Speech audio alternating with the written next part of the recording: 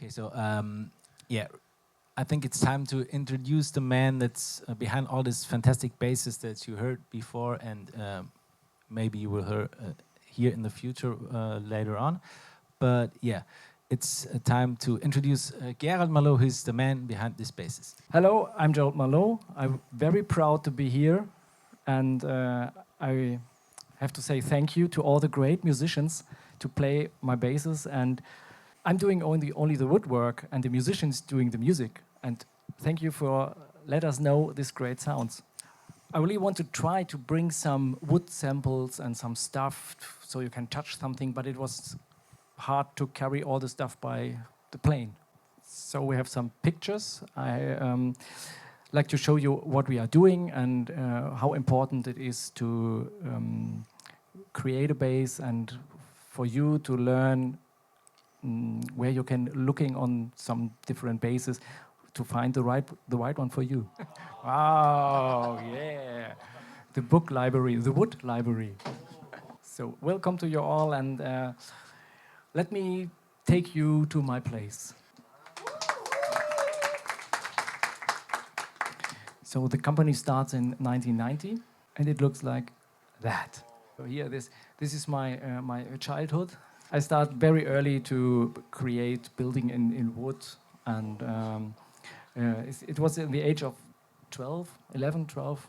So later on, I start to play bass, and I had no money to buy me a bass. So that was the start of Marleaux bass guitars. And very important on good instruments is construction. Every impact, every change on an instrument has an impact of the sound. Yes, we have neck-through construction, where the neck goes through the body. And also we have some bolt-on construction, where the neck is bolted onto the body. It is not that one construction is better than the other one. It's different. It's not better or worse. It's mostly the bolt-on construction gives you a little bit more impact in the mid-range. The neck-through construction is more harmonics and a little bit more rich and tone. Also we have headless basses and headstock basses. It's not only the look is different, also the impact of the headstock has a huge impact onto the sound. It's on the headless basses, like that. The neck is smaller, and the own frequency of the head of the neck is higher than the long one. So it's also have an impact of the sound. Also, is it different if the headstock is very big or small? Also, the same thing as the construction is to have basses with 24 frets or 22 or 21. Not the scale is the same, but the point where the neck comes into the body, it's changed when the point where the neck comes into the body, it's closer in the middle. You have more, sometimes more punch in the sound. And the other one, if the neck is very long, it sounds more modern and more open. Also, if we use laminated necks or one-piece necks, so the difference is this neck is not as stiff as the laminated one. And so it's not better, or it's a sound different, because if the neck is more stiff, the sound change into more clear. The same construction-wise thing is if the neck is very narrow or very thick, it's also a sound different. So it's not only the playability, it's also the sound. And the next thing is the truss rod, the material of the truss rod, the function of the truss rod, and also if you use if we use some carbon fiber to get the neck more stability. So our truss rods are working in two-tire direction, because at your place sometimes the humidity change a lot. And winter time is very dry, and the summertime is very wet. And so the neck moved a little bit, and the truss rod on our basses you can adjust in two ways. So you will always offer a great action and playability. And the next feature on our basses is a 0 fret. So you always have the lowest action as you can and the nut. and the nut after the fret, it's only to fix the string in the right position. It's out of the sound community. So everything in the end is the balance of all compartments. The body, the neck, the way how it fixed, the way how long the neck is, and these parts are so important for the sound and for the playability. And my job is to find the right combination of all of these parts. Wood, nature. That can happen when you wait too long time. So on wood-wise, we have different materials, we use 50 different species of wood, and there is some hardwood and softwood and heavy wood and light wood. And it's not every time the same. If you have a heavy wood, it don't has to be hard every time. It can also be soft. And also different wood for the fretboards. It's maple, rosewood, or ebony. I don't have a picture of rosewood, forgive me. And so it gives also this stability of the neck. It depends on the fretboard. So the maple fretboard maybe offers a more punchy, lower high frequencies, and the ebony fretboard offers you a more high-fi, very fine tone. And the last 20 years, I try to get all the most wood we use from our area, because I'm living in the mountains, lots of forest outside, and so I know where the wood comes from and how was the place where it grown, and so I know much more about the wood. And we cut the trunks by ourselves and store the trunks, all the wood we have a big hall outside the city, and it stores for minimum 10-15 years. So I can give you a guarantee of the best quality, because wood growing in the quality as longer you wait. So we have a small machine this year, and we drive to the forest and cut the trees into blanks and bring it in our store. And so we can give, not of all, but of the most wood, we can give a GPS code where the trunk comes from.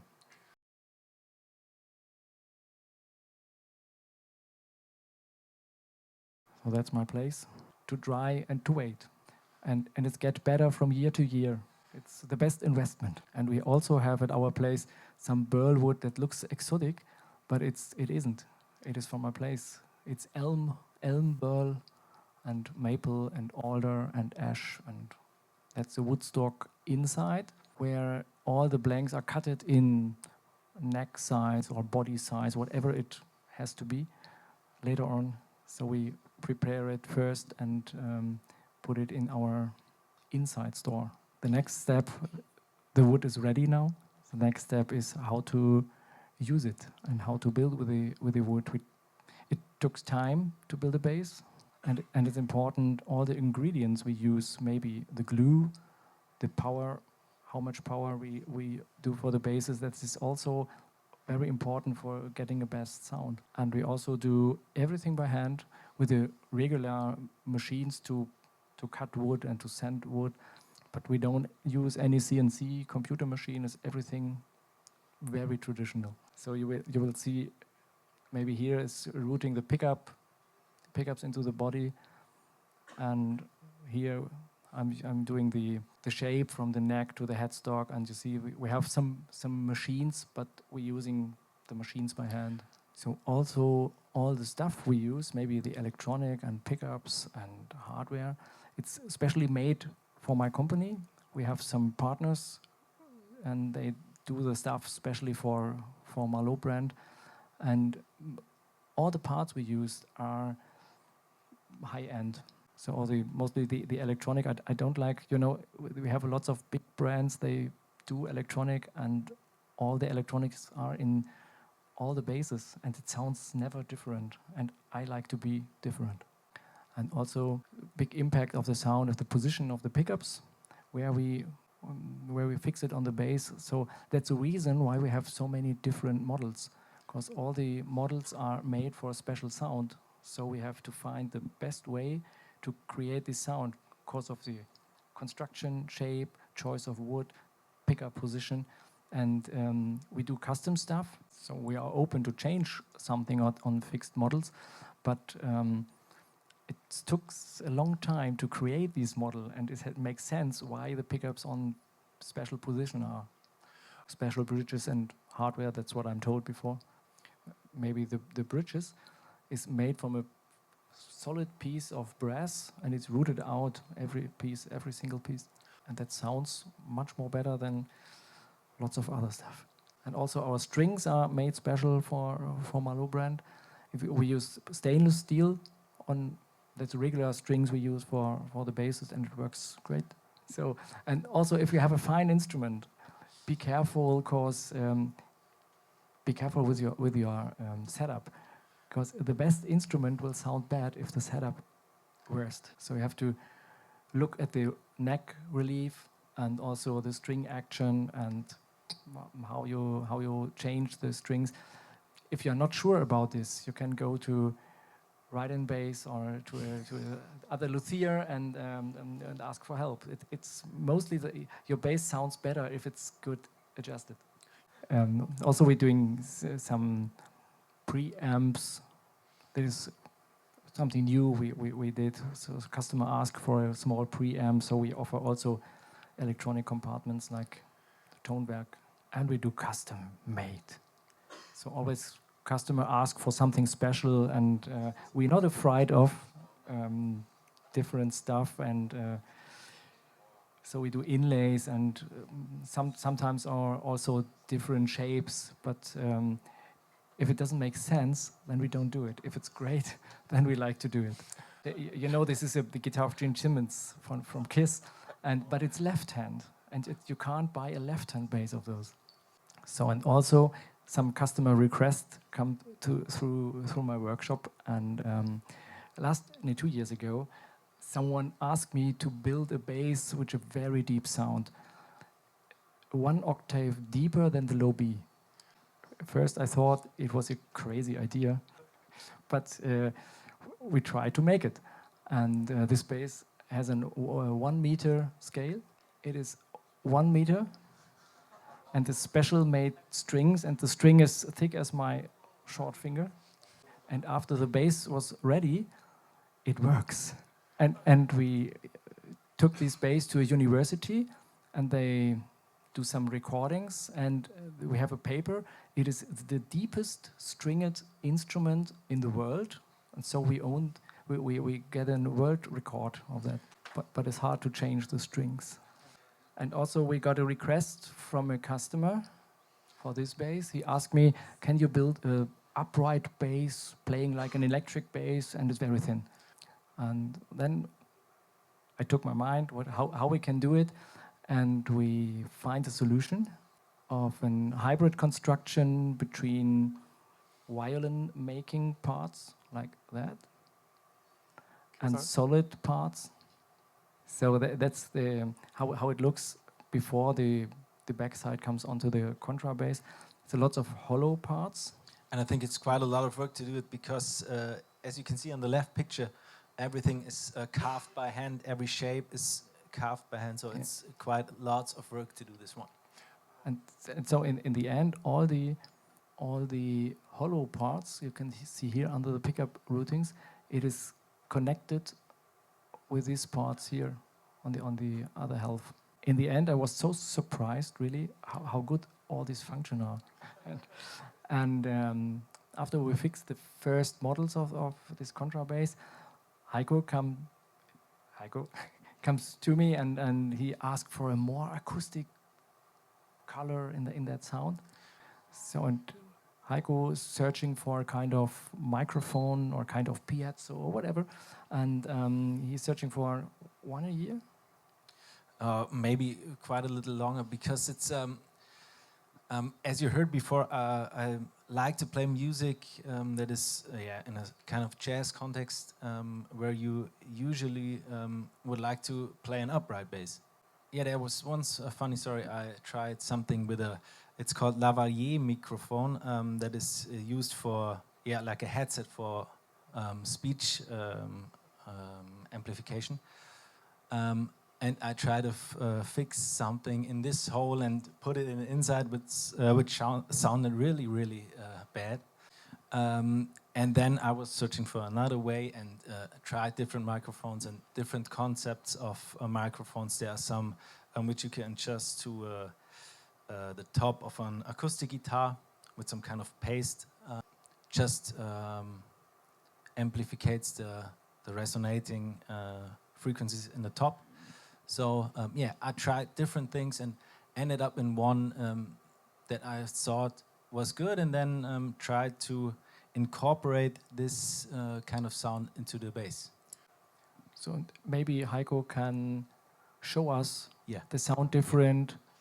So also we talk to musicians and get feedback from musicians about basses. So we have to learn all the time, and our basses are in the jazz club and orchestra and also on the metal stage, and we won lots of awards. Oh, so this, yes, so this is the best instrument for this year in Germany, and also at NEM show all the time we win the best bass at the show 3 times, and also some covers on magazines, and we're doing some training rehearsals at our place and some TV productions. That's what we do. Thanks a lot.